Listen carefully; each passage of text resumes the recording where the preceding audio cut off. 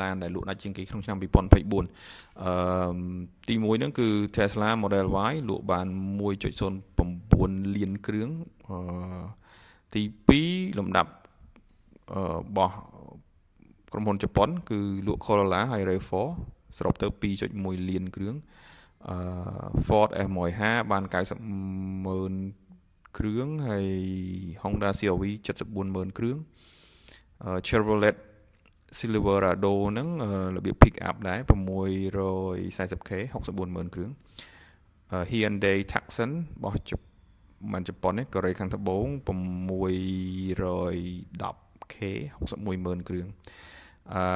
យើងមាន Camry អត់បាត់មុខក្នុងពិភពគុណទេនៅតែលក់ដាច់ 58,000 គ្រឿងBYD របស់ចិនmodel Song ប៉ុន្តែពេលយើង export ទៅគេហៅ model BYD Seal U ឬក៏ BYD Seal Lion សរុបទៅ 57,000 គ្រឿងដែរហើយចុងបញ្ចប់នោះគឺ Volkswagen របស់អាល្លឺម៉ង់ Volkswagen Tiguan 54,000 គ្រឿងអ្នកទាំងអស់គ្នាយល់យ៉ាងម៉េចដែរចិននឹងនាំមុខទេនៅក្នុងឆ្នាំ2025ហើយ Tesla អាចធ្លាក់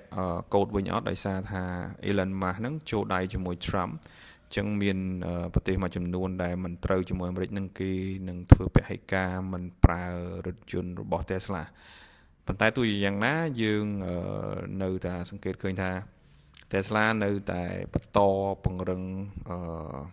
មុខមាត់ហើយក៏ដូចជាគុណភាពរបស់ខ្លួនអញ្ចឹងចាំមើល